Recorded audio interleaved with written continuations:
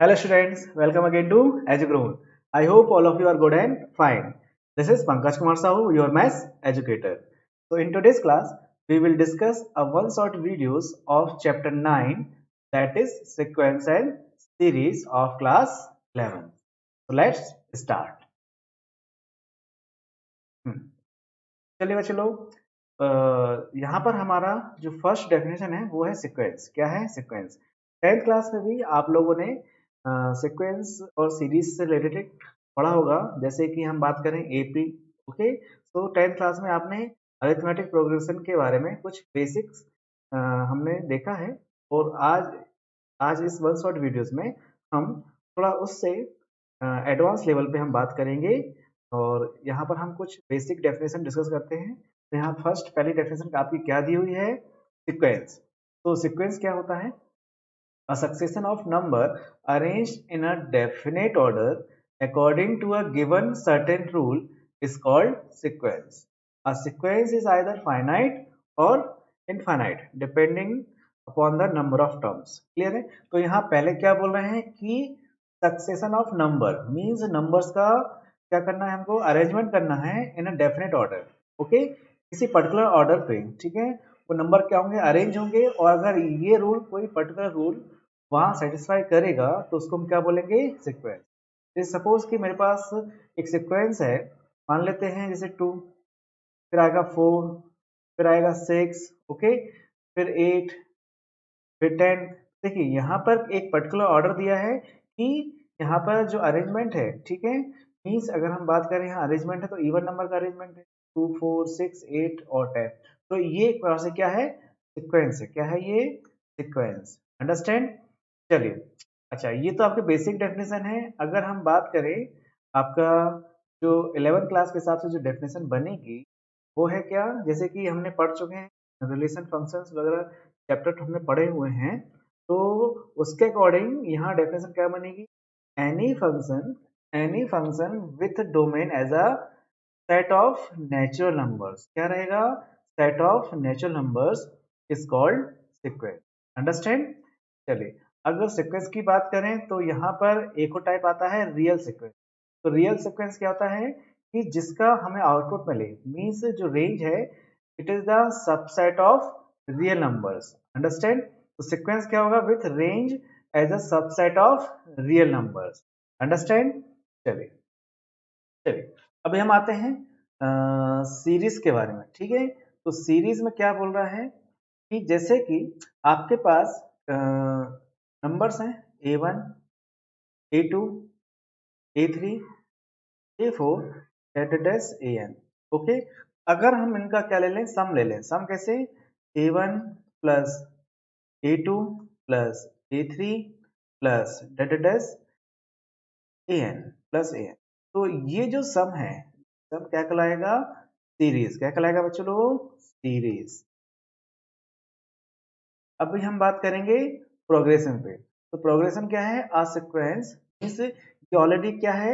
Sequence है। Progression क्या है? एक सीक्वेंस है जिसमें क्या बोल रहा है? whose terms follow certain patterns। ठीक है, whose terms follow certain patterns are more often called progressions। इस ऑलरेडी सीक्वेंस ही है प्रोग्रेशन, लेकिन उसमें हमने एक इसका एक एक्शन नाम दे दिया। अगर कोई सर्टेन रूल फॉलो कर रहा है, ओके, हम उसे क्या बोल देंगे? प्रोग्रेशन बोल देंगे। अंडरस्टैंड? क्लियर है? चलिए, जैसे कि एक हम एग्जांपल यहाँ कंसीडर कर सकते हैं कि मान लें कि let let an, okay, an की वैल्यू क्या देख रखी है यहाँ पास? n upon n square plus 1। ये एक पर्टिकुलर रूल है जो सेटिस्फाई कर रहा है किसी पर्टिकुलर सीक्वेंस के लिए। तो हमें बताना है, क्या बताना है कि find find first first three terms of the given sequence.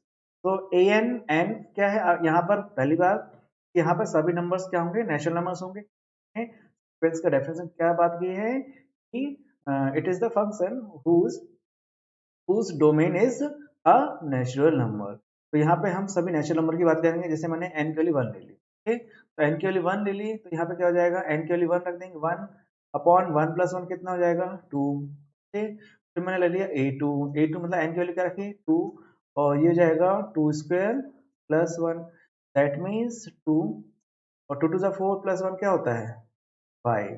फिर आएगा a3, a3 क्या होगा 3 upon 3 square plus 1, that means 3 by 3, 3 ज़ा 9 प्लस 1 10। तो ये आ गया आपके पास, क्या आ गया 1/2।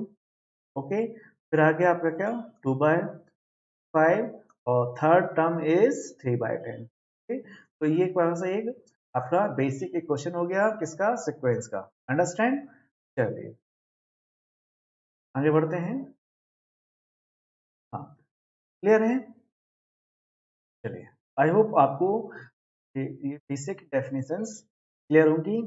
अभी तक हमने क्या डिस्कस किया है, sequence, definition of sequence, series और प्रोग्रेशन। अंडरस्टैंड, क्लियर है। Sequence, series and progression. चलिए आइए नेक्स्ट टॉपिक पे चलते हैं। तो यहाँ पर है, अभी हम बात करेंगे, इसकी बात करेंगे अरिथमेटिक प्रोग्रेशन की बात करेंगे, अरिथमेटिक प्रोग्रेशन। अंडरस्टैंड। चलिए, तो अरिथमेटिक प्रोग्रेशन मैं 10th क्लास में बहुत बढ़िया से पढ़ के रखा हुआ है, ठीक है।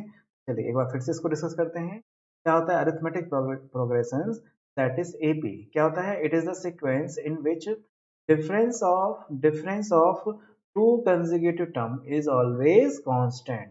ओके, क्लियर है। तो एक सीक्वेंस जिसमें जो टू कंसेक्यूटिव टर्म्स होते हैं, क्लियर है, उनका डिफरेंस क्या हो, कांस्टेंट हो, इज कॉल्ड अरिथमेटिक प्रोग्रेशंस। क्या बोलेंगे उनको, अरिथमेटिक प्रोग्रेशंस। अंडरस्टैंड। तो यहाँ पर आपका कुछ टर्म्स हम डिस्कस करेंगे, जैसे कि nth टर्म ऑफ एपी का जो फॉर्मूला है वो क्या होता है, ए एन इक्वल टू क्या होता है, A plus N minus 1 into D. Clear है। अच्छा, अगर हम बात करें कि अगर जो टू कंसेक्यूटिव टर्म्स है, मान लेते हैं कि एक टर्म है आपकी ए एन प्लस 1, और इससे जस्ट जो एक प्रेसिडिंग टर्म है वो क्या होगी, ए एन होगी। ठीक है, तो इनका जो डिफरेंस आएगा वो हमेशा क्या होगा, कांस्टेंट होगा। क्या होगा, कांस्टेंट होगा।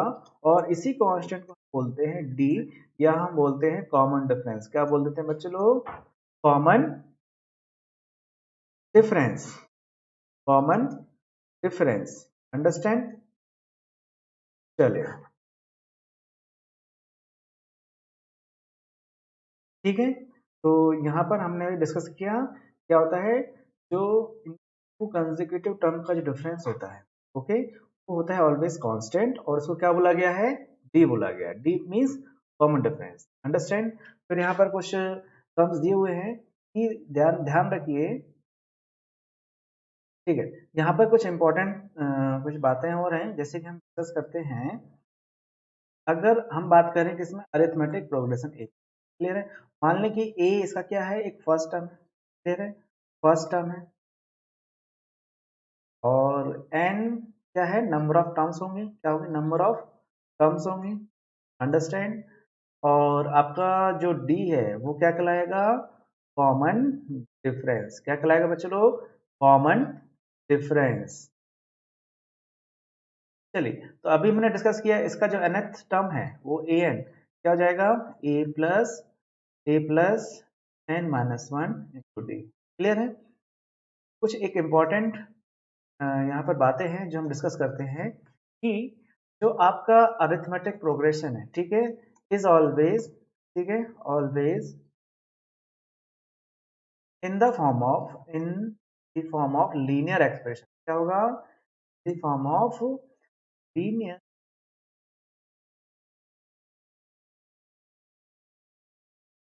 एक्सप्रेशन। जैसे कि हम बात करें कि जो इसका ए एन होगा, शो करेंगे A small N plus capital B, जहां एन क्या शो करेगा, नंबर ऑफ टर्म्स। क्लियर है। और जहां पे ए एंड बी क्या होंगे, ऑलवेज कांस्टेंट। क्या होंगे, कांस्टेंट। अंडरस्टैंड। तो ये थोड़ा सा इंपॉर्टेंट है, याद रखिएगा।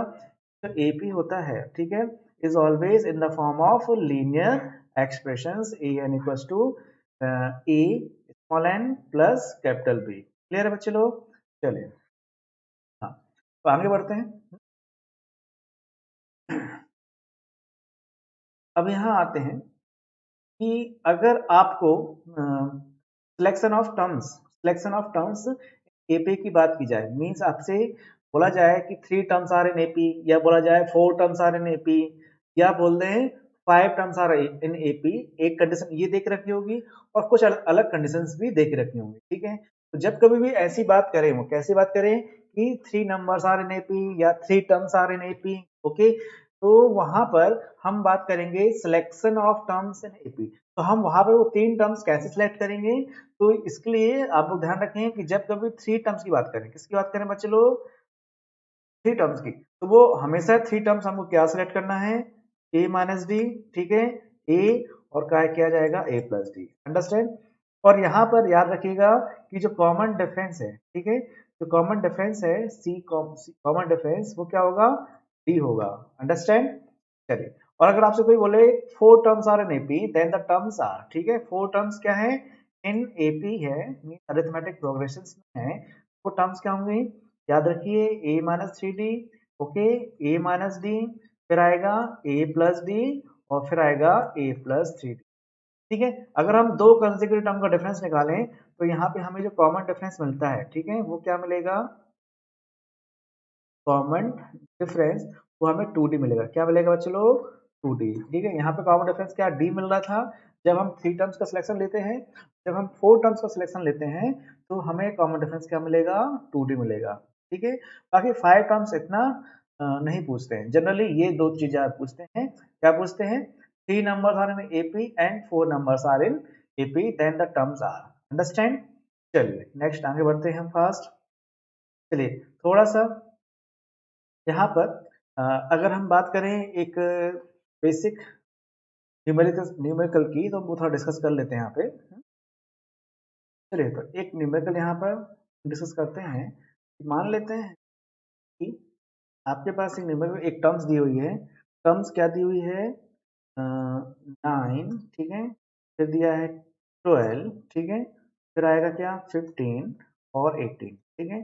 बोलेंगे वो फाइंड द 16th टर्म। क्या बोलेंगे? Find the 16th term, understand. 16th term बोलेंगे, या बोलेंगे find general term, find general, ठीक है। तो फाइंड जनरल टर्म या फाइंड, तो चले, तो क्या आएगा आपके पास? 9, 12, 15, 18, और बोलेंगे फाइंड द 16th टर्म, और बोल सकते हैं वो आपको क्या? Find the general term. तो यहाँ पर देखिए, पहले तो हम वेरीफाई कर लें कि एपी है कि नहीं, ठीक।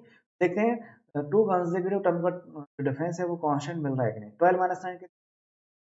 15 - 12 कितना होता है? 3, और 18 - 12 भी क्या होता है? 3 होता है। तो मीन्स ये आपका क्या है? एक एपी है। तो यहाँ पर आपका जो ए है वो क्या है? 9 है, और यहाँ पे कॉमन डिफरेंस क्या आ गया है आपको बताएं जब बच्चे लोग? Common difference is 3। General term का फॉर्मूला हम पहले निकाल लेते हैं। ए एन इक्वल टू क्या होता है? क्या होता है बच्चे लोग? A plus N minus one into D. तो यहाँ पर ए एन, ए की वैल्यू क्या बोल रहे हैं? ए की वैल्यू देख लें जरा, ए की वैल्यू 9 है, प्लस एन माइनस वन, और डी की वैल्यू क्या है? अंडरस्टैंड। तो ए N is equals to 9 plus 3n minus, तो 9 - 3 कितना होगा? 6 प्लस 3n, को थोड़ा अच्छे से अरेंज कर लेते हैं। 3n plus 6। तो आप बच्चे लोग जरा इसको जरा ध्यान से देखें, क्या ये वही फॉर्म है? ए एन प्लस बी के फॉर्म में है जनरल टर्म, क्लियर है। जहाँ ए की वैल्यू क्या है आपके पास? 3 है, और बी की वैल्यू क्या है? 6 है, अंडरस्टैंड। तो यहाँ पर ये आपका जनरल टर्म आ गया, और हमने बोला है 16 टर्म निकालना। क्या निकालना है? ए 16। तो एन की वैल्यू क्या पुट कर देंगे? 6, तो 3, तो 63 का कितना होता है? 48, 48 और प्लस 6 कितना हो जाएगा? 50। तो आपका जो A16 है वो कितना आ गया? 50, अंडरस्टैंड। चलिए, आगे बढ़ते हैं फास्ट। तो आई होप आपको ये कुछ बेसिक क्वेश्चंस हैं वो समझ में आ रहे होंगे। बहुत ही बेसिक क्वेश्चन है, ऑलरेडी टेंथ क्लास में कर चुके हैं। चलिए नेक्स्ट हम टाइटल देखते हैं क्या है। टाइटल है कि nth term of an AP from the last term, मतलब कि फ्रॉम द लास्ट या फ्रॉम द एंड हमें अगर nth टर्म निकालना है तो कैसे निकालेंगे, क्लियर है। चलिए तो इसका हम फॉर्मूला डिस्कस करते हैं फास्ट। चलिए तो इसको डिस्कस करते हैं। मानते हैं कि आपके पास, ठीक है, ए कोई कोई एपी है जिसमें ए क्या है आपका फर्स्ट टर्म है, ए क्या है आपका फर्स्ट टर्म है इन एपी, लिख लेते हैं in AP that A be the first term, और एम हम यहाँ मान रहे हैं टोटल टर्म्स, एम क्या मान रहे हैं टोटल टर्म्स मान के चल रहे हैं, और डी मान लेते हैं क्या कॉमन डिफरेंस, डी क्या हो जाएगा आपका कॉमन डिफरेंस। चलिए तो अगर हम बात करें, क्या बात करें, nth term from the and, तो देखिए टोटल टर्म्स कितनी है m है, तो अगर हम इसी को स्टार्टिंग से काउंट करें, समझे तो चलो कि nth term from the and है, और अगर हम इसको स्टार्टिंग से काउंट करें तो हम लिखेंगे क्या लिखेंगे, टोटल टर्म्स m है, ठीक है, m से हम माइनस करेंगे जो टर्म निकालनी है आपको m माइनस एन, और एक एक्स्ट्रा ऐड वन करेंगे, ठीक है, तो ये हो जाएगा m minus N plus oneth term, ठीक है, plus oneth term from the beginning, या from the beginning, understand, clear है। तो आई होप आपको ये बात क्लियर होगी कि अगर nth term from the and की बात करते हैं तो ये बराबर होता है m minus N plus one term from the beginning. तो इसका आंसर क्या आएगा, हम पुट कर लेते हैं, हमारे पास जो जनरल टर्म का फॉर्मूला होता है a plus N minus one into D होता है, लेकिन यहाँ पे n की वैल्यू इस बार चेंज हो गई है, n की वैल्यू क्या हो गई है, ये हो गई है, तो a प्लस यहाँ पे कर्ली ब्रैकेट ले रहा हूँ, एन की जगह हम ये पुट करेंगे, क्या पुट करेंगे m minus N plus one, okay, और फिर minus one as it is रहने दो अपने इंटू डी। चले तो ये हो जाएगा a प्लस क्या हो जाएगा m माइनस एन, और plus one minus one cancel हो जाएगा, तो क्या हो जाएगा m माइनस इंटू डी। ये आपका क्या हो गया, आपका टाइटल क्या हो गया, nth term from the and, nth term from the and. अच्छा एक तरीका तो ये है, दूसरा तरीका ये है, मान लो कि आपको एपी दिया हो और एल एल या एन दिया हो, एल दिया हो लास्ट टर्म दिया हो, ठीक है, या हम बात करें एन गिवन हो, और ठीक है और एन गिवन हो, तो हम अगर एपी को थोड़ा पलटा दें तो जो लास्ट टर्म है फर्स्ट टर्म बन जाएगा, क्लियर है। तो अगर जो हम nth term from the and निकाल रहे हैं वो फिर से क्या हो जाएगा, nth term from the starting ही हो जाएगा, बस इतना ध्यान रखिएगा वहां पर जो कॉमन डिफरेंस है वो नेगेटिव हो जाएगा, अंडरस्टैंड। तो एक और तरीका है, और ठीक है हम कैसे निकाल सकते हैं, L plus N minus one, ठीक है, और इंटू माइनस, ठीक है, तो ये दो फॉर्मूले थोड़ा ध्यान रखेंगे, कौन कौन से मैंने दो बोले आप लोगों को, एक तो आपका ये वाला फॉर्मूला, ये, और एक ये फॉर्मूला, अगर हम लास्ट टर्म की बात करें तो ये आएगा, क्लियर है। तो ये थोड़ा सा ध्यान रखेंगे, अगर आपसे पूछा जाए, क्या पूछा जाए, nth term from the end, तो क्या आ जाएगा a plus m minus n into d, जहाँ m क्या है टोटल नंबर ऑफ टर्म्स है, क्लियर है। और यहाँ पर अगर बोले nth term from the end when last term is given, जब आपको लास्ट टर्म गिवन हो तो क्या लगेगा l plus N minus one into minus d. चलिए ठीक है, तो आगे बढ़ते हैं, इस पर बेस्ड हम कुछ एक दो न्यूमेरिकल्स कर लेते हैं। चलिए तो जैसे कि हम मानते हैं कि क्वेश्चन दिया है आपको कि फाइंड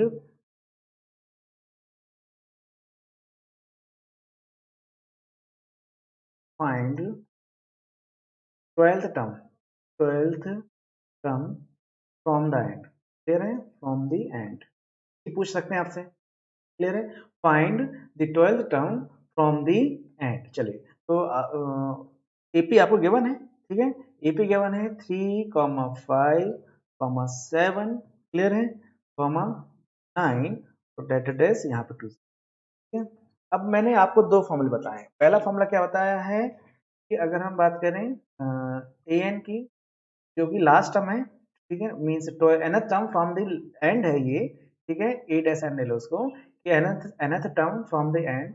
हमने बात करी ए प्लस क्या बात करी, m minus n into d, ठीक है, और हमने बात की कि ए डैश एन, ठीक है, A dash N is equals to, हमने क्या बात की है, L plus N minus one into minus D. Clear है। अब हमको देखना है कि किस फॉर्मूले से हम बहुत इजीली हम सॉल्व कर सकते हैं। देखो यहाँ पर एक दिया है 201, क्या दिया है 201, तो यही तो एल है, ठीक है, ये हमको डायरेक्ट दिया हुआ है, तो हम क्यों इस फॉर्मूले में का यूज करेंगे, फर्स्ट वाले का। ये फॉर्मूला यूज करना हमें हमारे लिए ज्यादा इजी रहेगा। हम ये वाला फॉर्मूला यूज करेंगे, ए डैश एन फर्स्ट क्या होता है, L plus N minus one into minus D.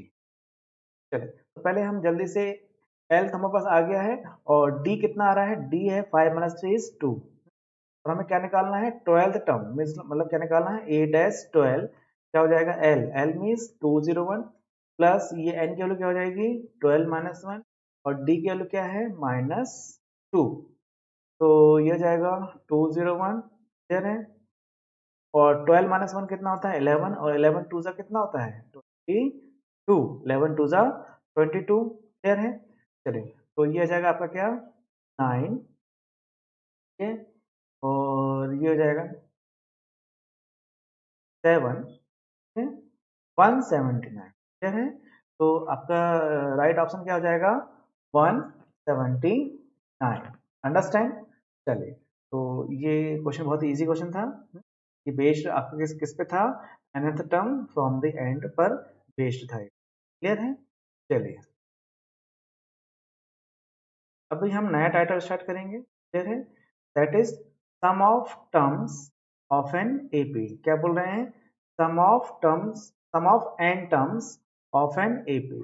तो फॉर्मूला क्या होता है एस एन, ठीक है, एस एन इक्वल टू क्या होता है n/2, क्लियर है, n/2 2a plus N minus one into d, एक फॉर्मूला ये होता है, और सेकेंड फॉर्मूला क्या होता है S N equal to n/2, ठीक, और a प्लस ए एन लिखते हैं, कोई बच कोई कोई या कोई एल भी लिखता है, एल, एल का मीनिंग यहाँ पे क्या हो जाएगा A plus N minus one, understand.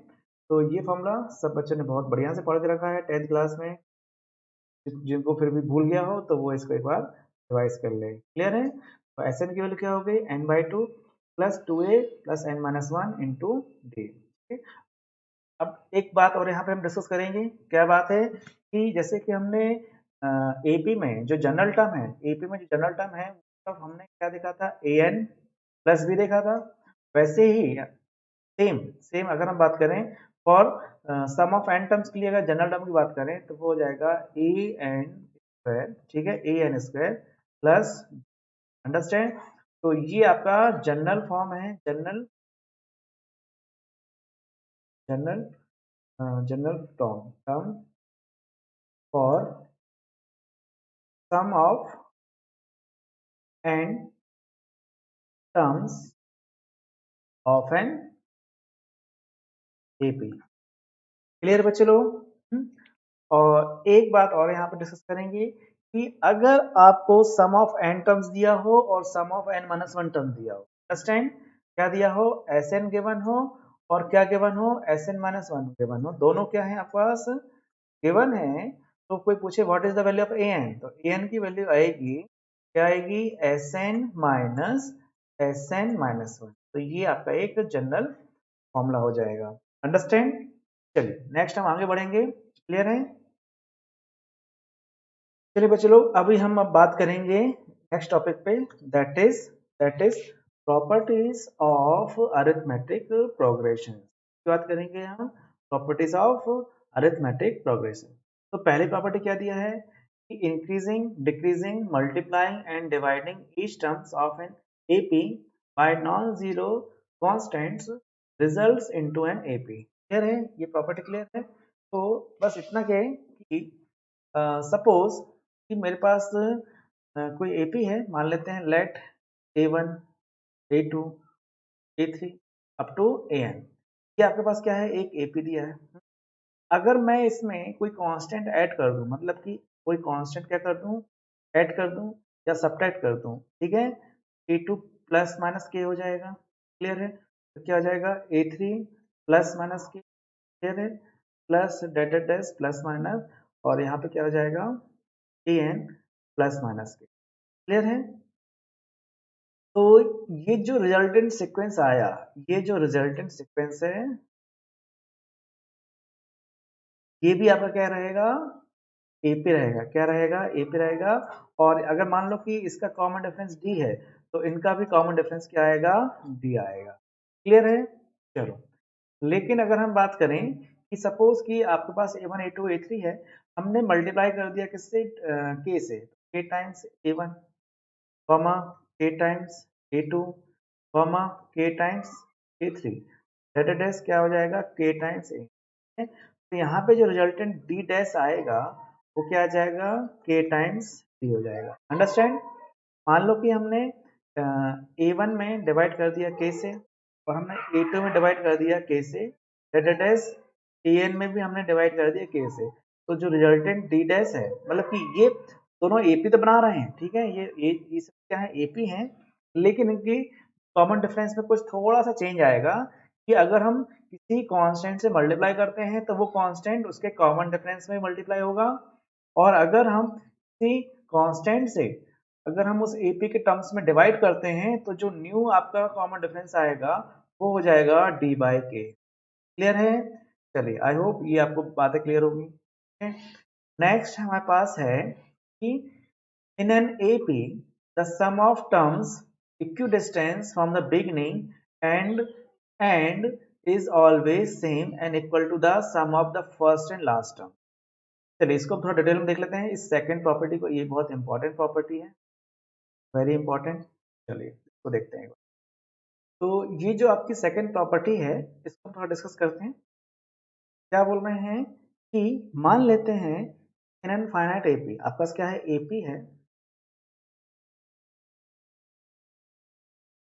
Finite AP. चलिए, तो अगर हम मान के चलें कि the sum of the terms equidistance, क्या बोल रहे हैं वो, the sum of the sum of terms equidistance from the beginning and the end is always the in always same and equal to the sum of first and last term. तो इसको मान के चलते से कि मेरे पास उनने क्या बोला कि अगर हमारे पास टर्म है, मान लो A1, ठीक है, और इसकी लास्ट टर्म क्या है, AN, क्लियर है।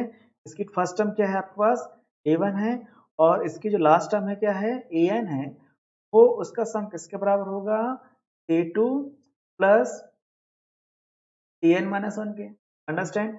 या इसकी वैल्यू बराबर होगी A3 प्लस AN माइनस 2 के, या ये वैल्यू बराबर होगी A4 प्लस AN माइनस 3 के, या ये बराबर होगी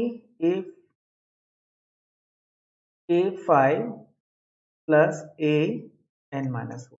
अंडरस्टैंड। तो कैसे इसको हम जनरलाइज करेंगे, A1 प्लस AN, अगर यहाँ 2 है तो यहाँ पर ये क्या है, 1 है, हम इसको लिख सकते हैं क्या, अगर मैं इसको k लिखूं, जैसे कि यहाँ पे 3 है तो यहाँ पे कितना आएगा, 2 आएगा। अगर ये 4 है तो ये कितना आ रहा है, 3 आ रहा है। और अगर ये 5 है तो ये कितना आ रहा है, 4 आ रहा है। तो अगर ये k होगा तो ये कितना होगा, AN माइनस क्या होगा, k माइनस 1। अंडरस्टैंड, क्लियर है। तो यही प्रॉपर्टी है कि a kth term plus AN minus k minus 1 term का जो समीशन है वो क्या हो जाएगा, A1 प्लस AN के बराबर होगा। अंडरस्टैंड। चलिए, यही इंपॉर्टेंट प्रॉपर्टी है कि टर्म्स इक्विडिस्टेंस होती हैं, ठीक है, the terms which are equidistance, the sum of terms which are equidistance from the beginning and from the last is always sum of first term and the last term. Understand. चलिए, फिर हम और property देखते हैं, क्या property बोल रहे हैं वो, ठीक है। If a b c are three consecutive terms in A P, then ये प्रॉपर्टी भी इंपॉर्टेंट है, ये ही कहलाता है अरिथमेटिक मीन। क्या कहलाता है बच्चे लोग, अरिथमेटिक मीन। फिर बोल रहे हैं if the sequence is an AP then it's nth term is linear expression. ये मैंने ऑलरेडी डिस्कस कर लिया आपको। कोई भी एपी होगा उसका जो जनरल टर्म का एक्सप्रेशन आएगा वो ऑलवेज क्या होगा, ए एन प्लस बी के फॉर्म में होगा, जहाँ पे ए और बी क्या होंगे, कांस्टेंट होंगे। मीन्स एक लीनियर टर्म के एक्सप्रेशन के फॉर्म में हम रिप्रेजेंट कर सकते हैं किसी भी एपी के जनरल टर्म को। क्लियर है? चलिए, तो ये कुछ प्रॉपर्टीज थी आपकी एपी की। ठीक है, और अभी तक हमने देख लिया है कि बेसिक कंसेप्ट ऑफ एपी देखा है, जिसमें हमने डेफिनेशन ऑफ एपी देख लिया है। फिर हमने बात करी उसमें क्या कि जैसे अगर हमको नंबर ऑफ, उसमें हमने जनरल टर्म का फॉर्मूला देखा। फिर हमने देखा उसमें सम ऑफ nth टर्म का फॉर्मूला देख लिया। फिर हमने देखा कि nth term from the and उसका फॉर्मूला क्या है। क्लियर है? फिर हमने देखा कि सिलेक्शन ऑफ टर्म्स, कि मान लो कि अगर हमको 3 टर्म सेलेक्ट करनी है तो वो 3 टर्म्स हम क्या सेलेक्ट करेंगे, वो होगी a minus D, comma a और कॉमा a प्लस डी। ठीक है, ये 3 टर्म सेलेक्ट करेंगे। फिर हमने बात करी क्या, प्रॉपर्टीज ऑफ अरिथमेटिक प्रोग्रेशंस। ठीक है, जिसमें किसी भी अगर फाइनाइट एपी में किसी भी नंबर को ऐड करें, कांस्टेंट से ऐड करें या कांस्टेंट से हम सबट्रैक्ट करें तो देयर इज, तो जो जो रिजल्टेंट आएगा वो भी एपी होगा और उसका जो कॉमन डिफरेंस है वो सेम बना रहेगा। लेकिन अगर हम किसी कांस्टेंट से मल्टीप्लाई करते हैं या हम कांस्टेंट से डिवाइड करते हैं तो जो रिजल्टेंट होगा वो एपी तो होगा, लेकिन अगर हम मल्टीप्लाई करते हैं तो कांस्टेंट उस कॉमन डिफरेंस में मल्टीप्लाई हो जाएगा।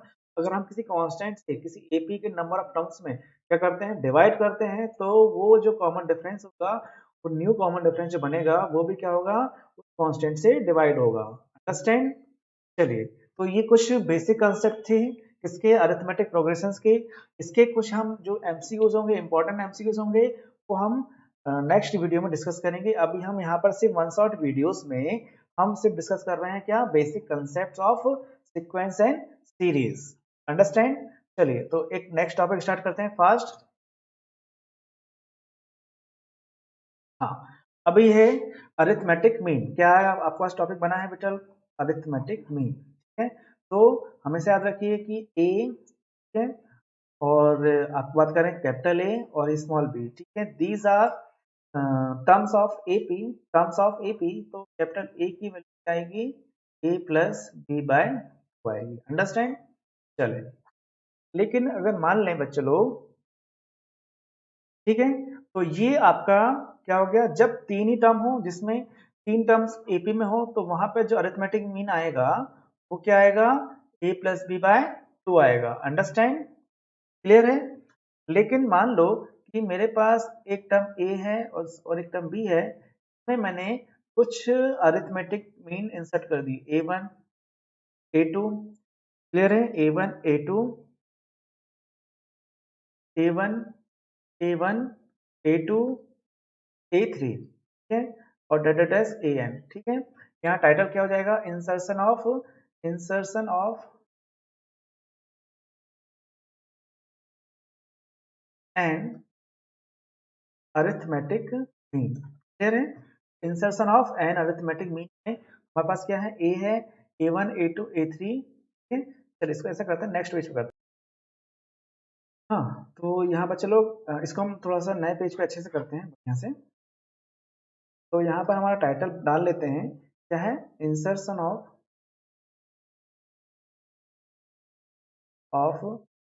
N arithmetic mean between a and, ठीक है, दो टर्म के बीच में, हमारे पास दो टर्म ए है और एक बी है। इंसर्ट कर दिया क्या, A one A two A three एड्रेस ए एन। ये हमने एन अरिथमेटिक मीन इंसर्ट कर दिए हैं। देखिए, ये टोटल तो एन टर्म्स हैं, ये कितने बच्चे लोग टर्म्स हैं, एन टर्म्स हैं। अंडरस्टैंड? और ये ऑलरेडी एक फर्स्ट टर्म है, ये फर्स्ट टर्म है। तो ये टोटल टर्म्स कितने हो गए, ये एन प्लस वन और ये प्लस टू, तो मतलब ये हो गया एन प्लस टू टर्म। ठीक है, ये क्या हो गया, एन प्लस टू टर्म हो गया। ठीक, तो एपी है, हम मानते हैं इसका क्या, एन प्लस टू टर्म। तो बी की वैल्यू हम लिख लेंगे क्या है, एन प्लस टू टर्म। तो कैलकुलेट कर लेते हैं फास्ट। तो क्या होगा, ए प्लस, मान लेते कॉमन डिफरेंस क्या आपका डी है, तो N plus two minus one into D. Understand?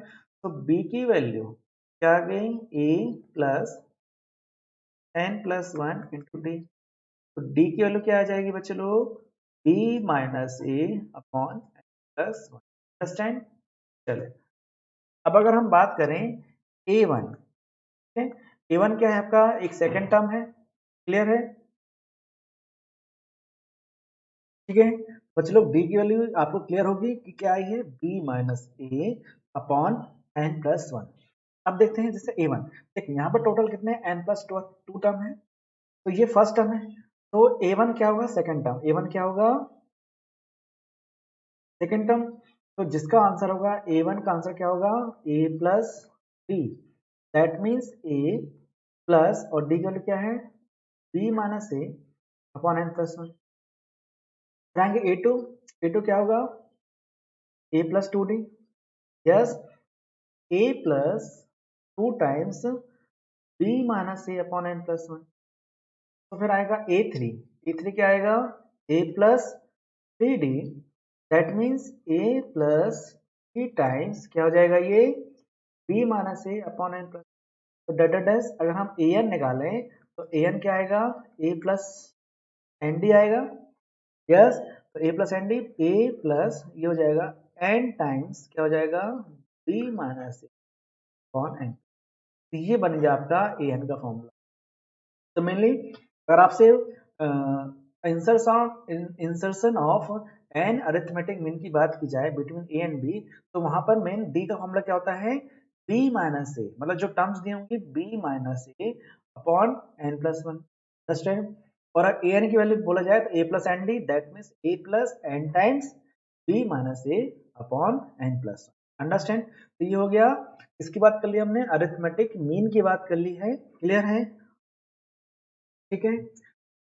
अगर हम सिर्फ दो ही बात करें ए और बी के बीच में एक सिंगल अरिथमेटिक बात करें तो इस अरिथमेटिक वैल्यू क्या होगी, ए प्लस बी बाई टू, ठीक है, ये भी थोड़ा ध्यान रखेंगे ठीक बच्चों, इसको भी भूलेंगे नहीं आप लोग। तो ये हो जाएगा आपका, ये एक इम्पोर्टेंट फॉर्मूला है, ये इम्पोर्टेंट फॉर्मूला है, और एक ये इम्पोर्टेंट, तीन एम आपकी हमने बात करी है बेसिक, क्लियर है। चलिए नेक्स्ट देखते हैं क्या टॉपिक है हमारे पास। अब स्टार्ट करेंगे ज्योमेट्रिक प्रोग्रेशंस। क्या स्टार्ट करेंगे बच्चे लोग, ज्योमेट्रिक प्रोग्रेशंस। तो इसमें दिया है, क्या दिया है कि it is a sequence in which each term is obtained by multiplying the preceding term by a fixed number which is constant called common ratio. और याद रखिए first term of GP is always non zero, clear है। तो common ratio can be obtained by dividing the terms bye it's consecutive preceding term. जैसे कि मेरे पास है, मान लीजिए मेरे पास 3 है, क्लियर, फिर 9 है, ठीक है, फिर आपके पास क्या है 27 है, क्लियर है, और फिर नेक्स्ट टर्म है मान लेते हैं, ठीक है, और डेट डेट ये हमारे पास चलते जा रही है टर्म्स, क्लियर है। ये टर्म्स अभी हो गए, कुछ फाइनाइट टर्म्स हो सकती हैं, ठीक है, लेकिन मुझे नहीं मालूम कि लास्ट टर्म यहाँ पे क्या है। लेकिन देखो क्या यहाँ पे एपी बन रहा है क्या, नहीं, देखो 9 माइनस 3 6 होता है, 27 माइनस 9 कुछ और होता है, तो मतलब एपी तो नहीं है, ये एपी नहीं है, तो कुछ अलग टाइप की ये सीक्वेंस होगा, यस।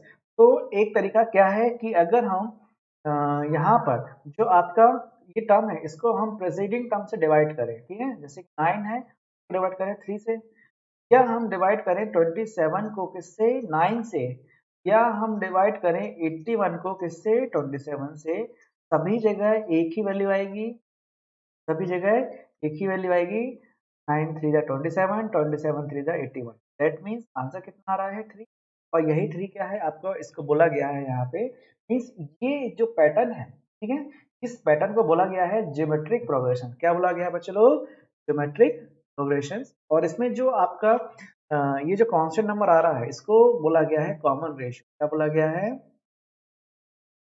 कॉमन रेशियो, ठीक है।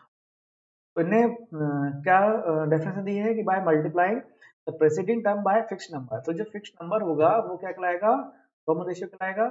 और ये जो फिक्स्ड नंबर है या कांस्टेंट नंबर है हम कैसे भी ऑप्टेन कर सकते हैं, by dividing the current term to preceding term, clear है। डिवाइडिंग मीन्स जो आपका मीन्स प्रेसीडिंग टर्म है is divided by consecutive terms, understand. चलिए तो ये हो गया आपका जीपी का बहुत ही बेसिक कंसेप्ट ठीक है, अभी हम स्टैंडर्ड फॉर्म देखने जा रहे हैं इसका क्या होता है। तो जैसे कि अगर फर्स्ट टर्म ए है तो हम किस नंबर से मल्टीप्लाई कर दें, ए आर, ठीक है। फिर हो जाएगा, अब ए आर को फिर से आर से मल्टीप्लाई करें तो क्या हो जाएगा, आर स्क्वायर। फिर ए आर स्क्वायर को हम फिर से उस फिक्स्ड नंबर से मल्टीप्लाई करें क्या हो जाएगा, A R cube. That is, तो अगर हम देखिएगा फर्स्ट टर्म ए है, सेकंड टर्म ए आर है, ठीक है, थर्ड टर्म क्या है, ए आर स्क्वायर है। थोड़ा मेरी बातों पर ध्यान रखें, मैं बोल रहा हूँ third term a r to the power 2 है, और जो आपका फोर्थ टर्म है वो a r to the power 3 है। मतलब कि जो टर्म नंबर है पावर उससे एक कम है। जैसे फोर्थ टर्म पावर 3, ठीक है, आपका थर्ड टर्म पावर 2, ठीक है, सेकेंड टर्म तो पावर 1। तो अगर हम nth टर्म की बात करें, nth टर्म बात करें तो a, और अगर nth टर्म की बात करें ये क्या हो जाएगा, nth टर्म, ठीक है, nth टर्म तो पावर उससे एक कम लेनी पड़ेगी n माइनस। यही तो फॉर्मूला बन गया आपका, क्या बन गया, a, ठीक है, nth टर्म का फॉर्मूला यहाँ पे क्या बन गया, a r to the power n minus 1। Understand बच्चों लोग, क्लियर है ये फॉर्मूला। चलिए बहुत बढ़िया। चलिए अभी हम यहाँ पे देखेंगे, अभी हमने बच्चे लोग हमने देखा, क्या देखा, जो आपका ज्योमेट्रिक प्रोग्रेशन है उसका जो जनरल टर्म का फॉर्मूला है वो क्या है, a N equals to a r to the power n. ठीक है, अभी नेक्स्ट टॉपिक हम डिस्कस करते हैं फर्स्ट, क्या है, sum of N terms of जी, बात करेंगे ऑफ ए जीपी। तो मैं डायरेक्ट फॉर्मूला लिख रहा हूँ बच्चे लोग यहाँ पे, एस एन, ठीक है, क्या हो जाएगा, s n is equals to क्या हो जाएगा, a 1 minus r to the power n on 1 minus, ठीक है, where where r is does not equals to, understand, ये फॉर्मूला बहुत इंपॉर्टेंट है, थोड़ा ध्यान रखिए, क्या है, a 1 minus r to the power n upon 1, ठीक है। ये फॉर्मूला ऐसा इस पैटर्न में बनाएंगे हम। सपोज में लास्ट टर्म गिवन है, क्या गिवन है, if last term that is L is given, ठीक है।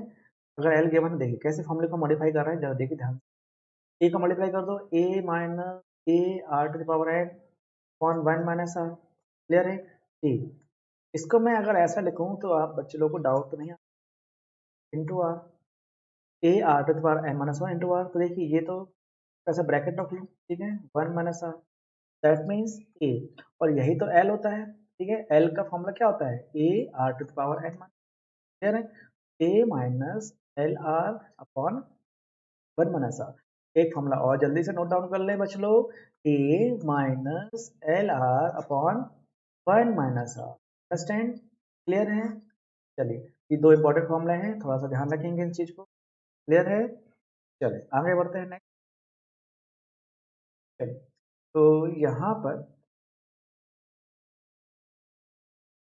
2 मिनट, हाँ, तो अभी हम एक और हम टाइटल डिस्कस करेंगे बच्चे लोग। अभी हमने यहाँ पर डिस्कस किया है sum of N terms of a GP, ठीक है, ऑफ अ जीपी, और इसमें हमने दो फॉर्मूले देखे, फर्स्ट फॉर्मूला ये देखा और सेकंड ये देखा, ठीक है। याद रखिए r does not equal to 1 होगा, ये भी इंपॉर्टेंट कंडीशन एमसीक्यूज में पूछ सकते हैं, ठीक है? अभी हम बात करेंगे सम ऑफ ठीक है, एन टर्म्स है तो इनफाइनाइट टर्म की बात करते हैं, sum of infinite terms of a GP, मतलब कि उस जीपी में कितने टर्म्स होंगे, इनफाइनाइट टर्म्स होंगे। तो एक यहाँ पे इंपॉर्टेंट कंडीशन हम यूज करेंगे, क्या यूज करेंगे, of r is always less than 1, that means r is lie between -1 to +1, तभी हम ये फॉर्मूला यूज कर पाएंगे। तो अगर हम बात करें Sn है, Sn है तो क्या है, a 1 minus r to the power n upon 1 minus r है, क्लियर है। अब देखिएगा कि जो मॉड ऑफ r है वो लेस देन 1 हो गया है, ठीक है, एंड जो n है, ठीक है, number of terms tends to infinite है, क्या है, टेंड्स टू इनफिनिट है। तो क्या बनेगा, देखिएगा जरा, अगर ऐसा हो जाए तो दिस इंप्लाइज दैट अगर r क्या हो, लेस देन 1 हो और n टेंड्स टू इनफिनिट हो, तो r to the power n है, ये आंसर मिलेगा 0। ठीक है, क्लियर है, क्योंकि r आपका क्या है, लेस देन 1 है और n टेंस टू क्या है, इन्फानाइट है। तो यहाँ हमारे पास जो फॉर्मूला कन्वर्ट होगा एस इन्फानाइट इक्वल टू क्या हो जाएगा, a, ठीक है, और r टू पावर n तो 0 हो जाएगा, e अपॉन 1 माइनस। अंडरस्टैंड बच्चे लोग, आई होप आपको ये फॉर्मूला क्लियर होगा। ठीक है, एक बार हम फास्ट जल्दी से रिवाइज कर लेते हैं। ठीक है, अभी हमने एस एन का फॉर्मूला क्या पढ़ा, a 1 minus r to power n divide by 1 minus r. एक फॉर्मूला हमने और पढ़ा एस एन का, क्या पढ़ा बताए बच्चे लोग, ए, ठीक है, a minus l r upon 1 minus r, yes. और अभी हमने ये देखा एस एन वैल्यू क्या है, ए अपॉन, ये आपके पूरे फॉर्मूले होने चाहिए, बहुत ही इंपॉर्टेंट फॉर्मूले हैं। चलिए नेक्स्ट आगे हम बढ़ेंगे, देखते हैं क्या बोल रहे हैं। अभी हम नेक्स्ट टाइटल बात करेंगे ज्योमेट्रिक मीन। क्या बात करेंगे, ज्योमेट्रिक, क्लियर है। चलिए तो हम ज्योमेट्रिक मीन की बात करते हैं। मान लो कि ए और बी के बीच हमारे पास जी, एक क्या है, ज्योमेट्रिक मीन है, मतलब a comma G comma b are in GP, are in GP. देखिएगा जी की वैल्यू क्या होगी, तो यहाँ पर याद रखिएगा जी स्क्वायर की वैल्यू क्या होगी, बी, दैट मीन जाएगा रूट ए बी। अंडरस्टैंड, ठीक हो गया। जब कभी सिर्फ तीन टर्म की बात, सपोज कि हमारे पास ए और बी के बीच में कितने टर्म्स हैं, बहुत सारे ज्योमेट्रिक में, G1 G2 G3 डेडेडेस, तो टोटल ये n टर्म्स हो गई और ये 1, तो b क्या हो गया, b आपका क्या हो गया, प्लस ट्वेल्थ टर्म। ठीक है, n प्लस ट्वेल्थ टर्म है। मान के चलते हैं कॉमन रेशियो है वो स्मॉल r है और फर्स्ट टर्म तो हमारे पास यही है, तो n प्लस ट्वेल्थ टर्म हम निकाल सकते हैं। कैसे निकालेंगे, a r to the power क्या हो जाएगा n plus 2, that means a r to the power क्या हो जाएगा n प्लस 1 b। तो यहाँ पर r to the power n plus 1 का आंसर क्या हो जाएगा, b by a. Understand, that means r का आंसर क्या हो जाएगा, b by a to the power 1 upon n plus 1। ये आपका क्या हो गया, r की वैल्यू। अंडरस्टैंड, क्लियर है। चलिए अगर हम जीवन की बात करें, ठीक है, तो जीवन की वैल्यू क्या आएगी, ए आर। अंडरस्टैंड, क्लियर है। और r की वैल्यू क्या है, a b by a to the power upon n। वैसे ही g2 की वैल्यू क्या हो जाएगी, a r to the power 2, that means a times b minus a to the power 2 upon n plus.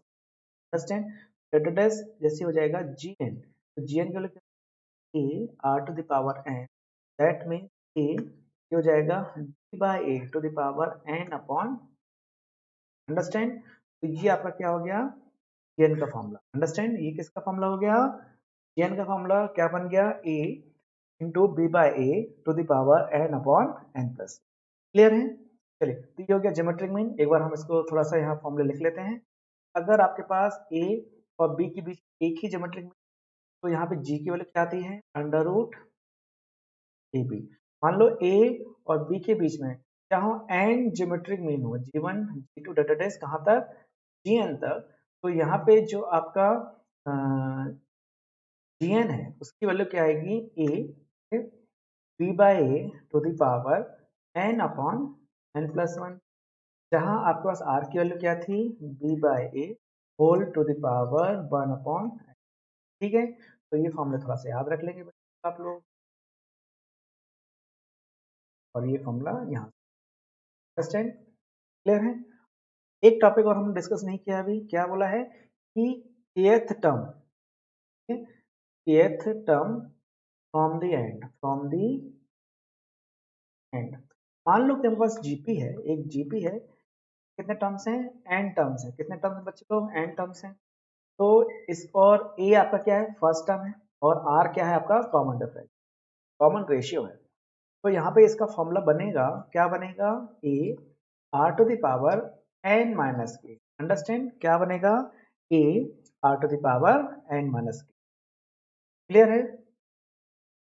तो ये आपका हो गया kth term from the end, ठीक है। ये एक्चुअली आपकी प्रॉपर्टीज ऑफ जीपी के अंदर ये टॉपिक आ जाता है कि kth term from the end, ठीक।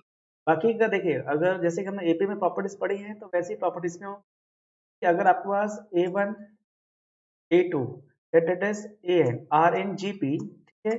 अगर हम यहाँ पर k से मल्टीप्लाई करें, ठीक है, तो k से मल्टीप्लाई करने पे there is no effect on their common ratio, and अगर हम डिवाइड भी कर दें, ठीक है, तो there is no effect on common ratio, ठीक है। मल्टीप्लाई और डिवाइड में आपके कॉमन रेशियो में कोई इफेक्ट नहीं आएगा, understand, there is no effect of, ठीक है, A1 by A, A2 by K, that is, तो कॉमन रेशियो में नो इफेक्ट, क्या आ जाएगा, no effect on CR means common ratio, understand. चलिए एक प्रॉपर्टी और हम डिस्कस करेंगे कि मान लो कि A1 A2 that is A3 that is AN, ये किस में आपके पास है, जीपी में है। और अगर हमने इनकी पावर को राइज कर दिया K से, किस राइज कर दिया, K से, तो जो रिजल्टेंट है वो भी आपके क्या होगा, एक जीपी होगा। मान लो इसका कॉमन रेशियो क्या था, स्मॉल r था, तो इसका कॉमन रेशियो क्या जाएगा, r to the power k हो जाएगा, अंडरस्टैंड। तो एक ये हो गया। सेकंड क्या हो गया कि अगर k A1 हो कॉमा k A2 हो दैट इज kn, तो ये भी क्या होगा, जीपी होगा, और जिसका कॉमन रेशियो क्या हो जाएगा, r की वैल्यू क्या हो जाएगी, r डैश क्या हो जाएगा, r ही रहेगा, ठीक है, there is no effect on r। और अगर हम मल्टीप्लाई कर दें A1 बाय के, A2 बाय के, दैट इज AN बाय के, तो ये भी क्या रहेगा, जीपी में रहेगा, और जो उसका कॉमन रेशियो है CR, वो भी क्या बना रहेगा, R बना रहेगा, ठीक है। तो ये क्लियर है बच्चे लोग, आई होप आपको ये प्रॉपर्टीज क्लियर हो जाएंगी, होगी, ठीक है। चलिए, तो अभी हमने जीपी में क्या क्या डिस्कस कर लिया है, जीपी में बेसिक डेफिनेशन डिस्कस कर ली, उसका जनरल टर्म डिस्कस कर लिया है, क्लियर है। फिर हमने बात करी है क्या, उसके सम ऑफ एन टर्म्स की बात करी है, सम ऑफ उसके इनफाइनाइट टर्म्स की बात करी है। फिर geometric mean between two terms, या एन ज्योमेट्रिक में insertion of an geometric between two terms, उनके फॉर्मूले देख लिए हैं, ठीक है। सम ऑफ इनफाइनाइट सीरीज देख ली हमने। फिर हमने प्रॉपर्टीज ऑफ जीपी में कुछ ये बेसिक प्रॉपर्टीज हैं वो डिस्कस कर ली है। और हमने ये भी देख लिया है kth term from the end का फॉर्मूला क्या होता है बच्चे लोग, kth term from the end का formula a r to the power n minus k, ऐसे याद रखेंगे, हाँ क्लियर है। चलिए, आई होप आपको ये वीडियोस और जो टॉपिक है समझ में आया होगा। अगर आपको ये वीडियो बढ़िया लग रहा है तो इसको लाइक करें, और इस चैनल को अपने दोस्तों के साथ सब्सक्राइब करना, क्लियर है। ओके बेटा, थैंक यू।